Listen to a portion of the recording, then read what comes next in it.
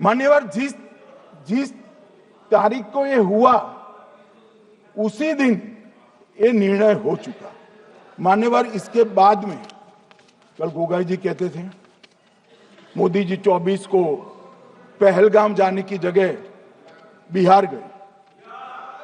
सुनो सुनो यार, मान्यवर, मोदी जी जब ये पहलगाम घटना हुई यहां नहीं थे, विदेश में थे।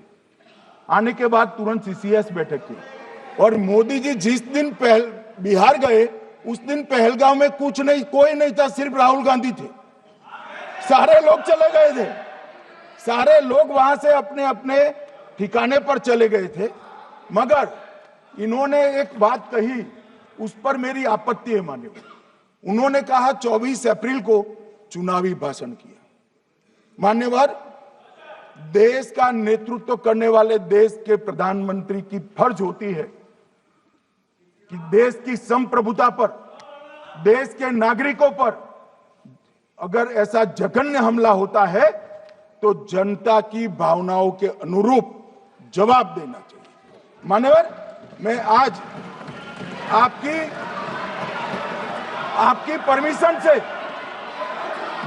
परमिशन से मोदी जी के बिहार भाषण के कुछ अंश पढ़ना चाहता हूं। कोट अनकोट है। 22 अप्रैल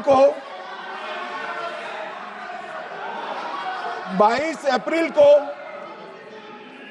पहलगाम का यह हमला केवल निहत्थे पर्यटकों पर नहीं बल्कि पूरे भारत की आत्मा पर एक दुस्साहसपूर्ण प्रहार है। आतंकवाद के प्रति दृढ़ और कड़ा रुख, आतंकियों और इसके हमले की साजिश रखने वालों की कल्पना से भी बढ़कर उनको सजा दी जाए। मान्यवर, महत्वपूर्ण है आतंकियों और इसकी साजिश रचने वालों दोनों को। आतंकियों की बची खुची जमीन भी मिट्टी में मिलाने का समय आ गया है। 140 करोड़ भारतीय इस बात के लिए एकजुट है कि आतंक के आकाओं की कमर तोड़ दी जाएगी। भारत हरेक आतंकवादी और उनके समर्थकों की पहचान करेगा, उनका पता लगाएगा और उन्हें दंडित करेगा। आतंकवाद कभी भी भारत की आत्मा नहीं तोड़ पाएगा।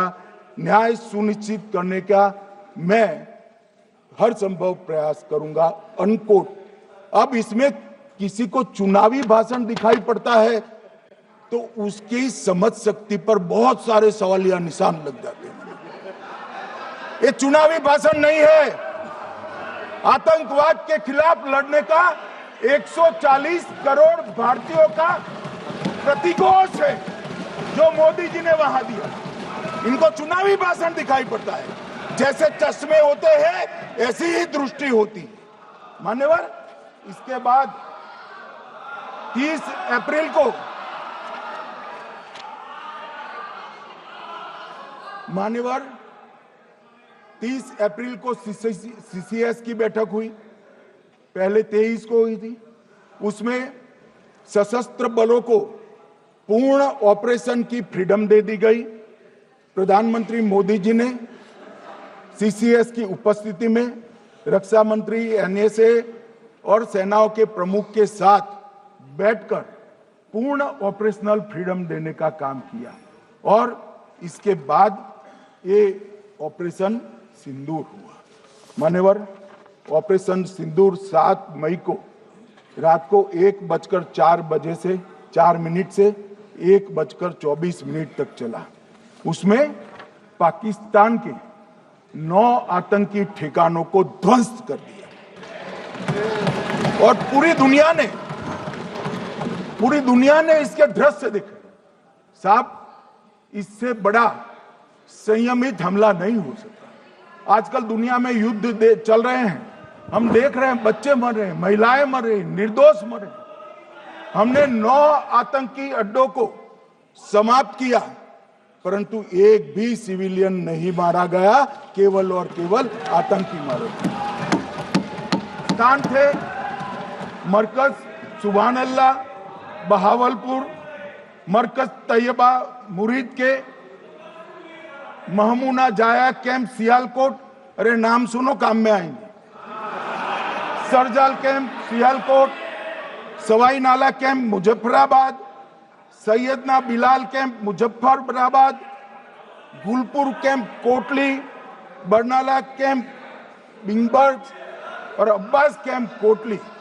मान्यवर, सर्जिकल स्ट्राइक और एयर स्ट्राइक में हमने पाक ऑक्यूपाई कश्मीर में ही हमला किया, एक प्रकार से भारत के हिस्से पर ही हमला किया।